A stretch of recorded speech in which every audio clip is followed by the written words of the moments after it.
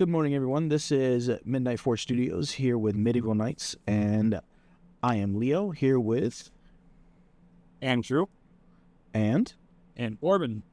Wonderful. All right, we're going to show off Medieval Knights today, and we have a wonderful build for you.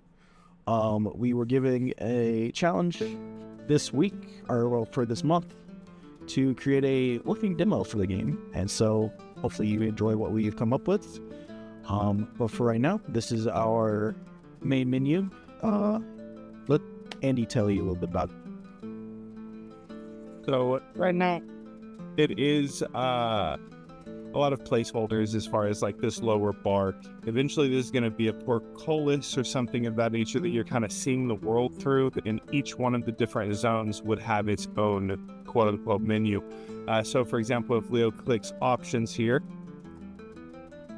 it'll actually take us over to the options. We can go over to join or host game. I think you can kind of circle from each one of those.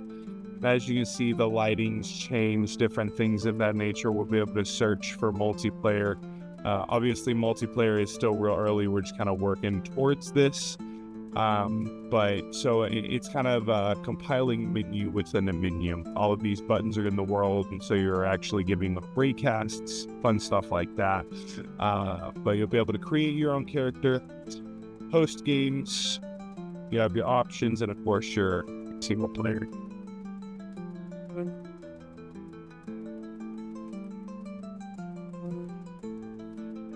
And of course, the quick game will, end the game. But for right now, Yeah, we're going to get no joke, yeah. into a new game, and this will start us up into a world that is procedurally generated. There will be a loading screen between the game and this one. This is the starting of the world. It has grown quite a bit since we have last seen it. We now have nice sticks and rocks that we are able to pick up. And these will go dynamically into an inventory screen. This inventory screen holds all of our items. We have some coming soon on some of the things, but it can also open up our crafting menu and other things. We have some bushes that we are able to pick up. These will give us berries. In the top left here, we have our hunger bar and our hydration bar. And if we eat something, it will help fill those bars. But I won't eat yet. I'll let it drain some, so that way it is more of a substantial change whenever it happens. But for right now, let's pick up some rocks and some sticks so that we can do some crafting.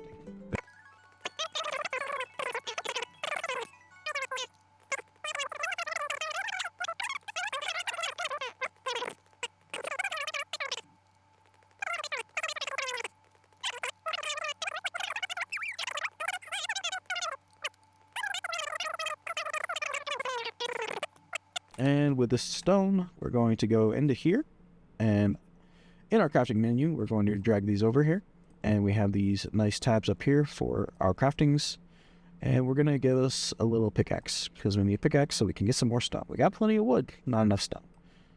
So grab this. Now we have the pickaxe. Run over here. These things, you're able to pick up the little ones. The big ones, they have this nice symbol all over them. I said, hey, you need something else to farm this guy. Well, I have a pickaxe, so now I'm able to farm it. Sound effects are pending. We'll get it. Indeed, they are. Now just make your own sound effects. It's all right. Yeah. Okay. Eventually, when I beat through the health of this thing, it will break and shatter into a million bazillion pieces. Yes. So that goes boom. Very proud of. Yeah. All right. With that, grab some berries so I don't starve to death because my health. Oh yeah, your stuff is getting a bit low. My hydration and my food is getting a little bit lower. I want to die out here. All right. Grab these down here. And see, so it'll fill up my thirst a little bit, but my hunger goes up quite a bit from the berries and such. And then there are apple trees around here somewhere. I'll have to find one. Give me a second. I'll go find one. So it seems that I have found a apple tree. And, you know, we press E, pick the apples. Where'd the apples go? They go. They're poof. Yeah. But I have apples in here. So give it a few seconds. Let's give it a second. Regrow. They're back. It's crazy. It's like magic. Now they're gone again. And of course, they're not going to regrow that fast, but Yeah, this is also testing. Okay. All right. Now, let's do some building.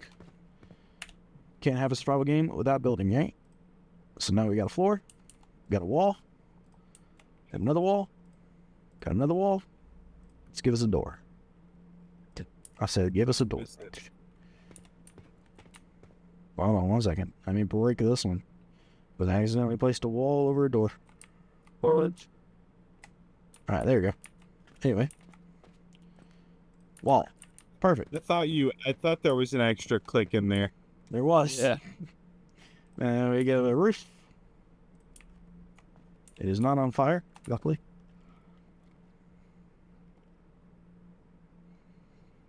And we will sit here and we will build this up real quick. Hold U to build. Yep. And this bar will fill up as we're building it. And of course, later on we will have servants and, you know, serfs and stuff help us do this. It's a very slow process for just one person to sit here and do this by themselves. And now, it wouldn't be complete without a doorway.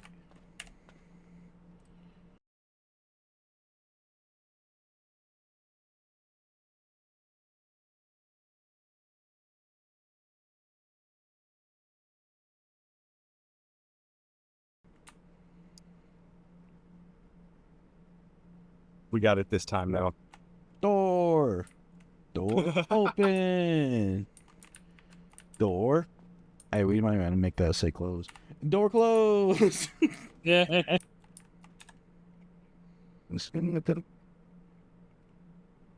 And of course, no home would be complete without its trusty campfire and workbench. So let's make one.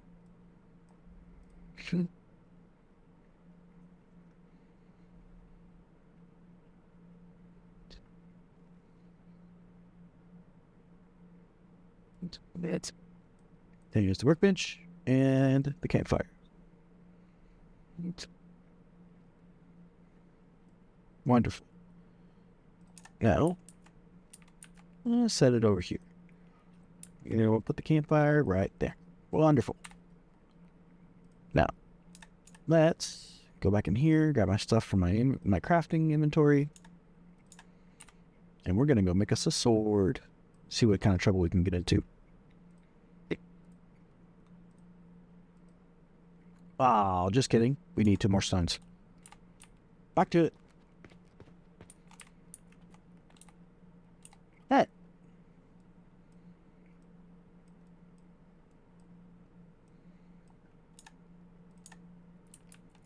Now, let's make us a sword to see if we can get us into some trouble.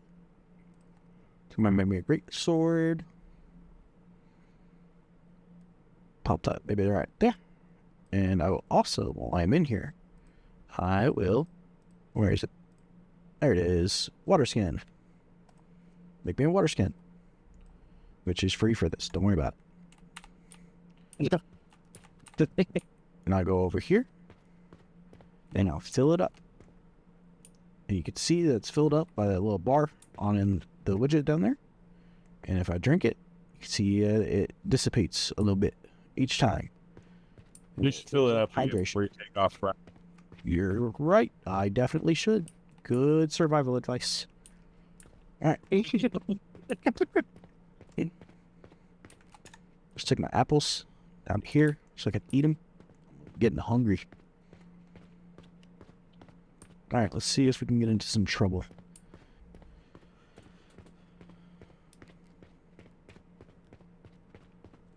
Where are you, wolves? There you are. All right, lovely. Looks like we have found some participants for our test. So the white one is an alpha wolf, and the brown one is a normal pack wolf, the alpha wolf, will run up to me and try to keep my attention, while the pack wolf will run behind me and flank me. So let's see how this works out.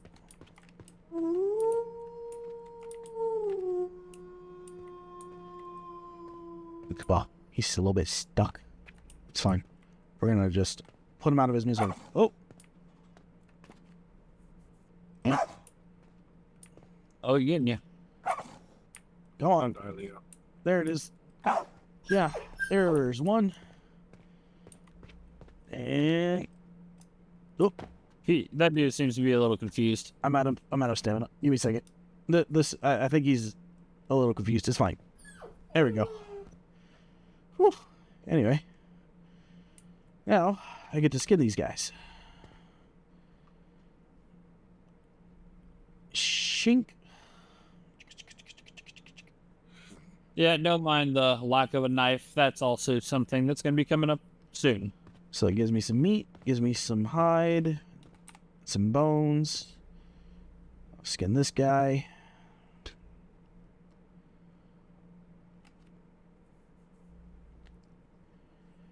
There we go. And so, with that, we have shown off pretty much everything that we have to show off for this run, for this showcase. Stay tuned for some of the back in production stuff that I'm sure you're all excited about. Total man hours, we have 156 for the entirety of the sprint, from November 21st to about December 11th. We expected around 175 man hours. However, the reason for the difference, for intern onboarding, my other two colleagues did not get to their internship until a little bit later into the sprint. It's just about a week a piece, and then month 4 really put a damper on things with the amount of writing and such that we had to do with it. But all in all, I think that we got a lot done in the very little amount of time that we had, along with holidays, and of course it being month 4, it really drains our time. Next, I would like to say a special welcome to Fernando Montalvo into the Midnight Forge family here, and working with us as a shadow and a character artist. Wanted to show off a little bit of his work for his first assessment. Looks really, really awesome, really, really cool, and we loved his design, and we are super excited to see what he does whenever he's on our team. As for what we got done this sprint, so we have built out a lot of tasks to do throughout our next few sprints, and we have what we planned out to do for this sprint completed. We have a few things that we have in testing, and then there are things that we have assigned to our leads to produce and get worked on in those to-dos. But as you can see, we have plenty of work to do all around, and there's plenty for us to do. But I think that we're on a great track right now to work towards that end goal that we have, and this is probably going to be growing all the time, just whenever we decide to make new tasks and decide, oh, we need this implemented or that implemented. For our next sprint, though, we are planning to set up for multiplayer functionality with the network core mechanics. We're going to give a bit smoother procedural generation in terms of not as much cliffs and more of rolling hills, so that you're able to easily more traverse that areas, as well as LOD shifting and culling, so that it is not as bogging down on your system whenever you do decide that you want to play. We're going to be looking at updating models, and we're going to be doing a finishing the main menu overhaul system that we have right now that we saw in the build, as well as general bug fixing and fixing anything that we may have need to, while we are moving through this and figuring out what sort of functionality we need to bring for multiplayer, because it is a whole nother beast. But that is all I have for you. If you have any questions, please let me know. Thank you guys. Have a good day.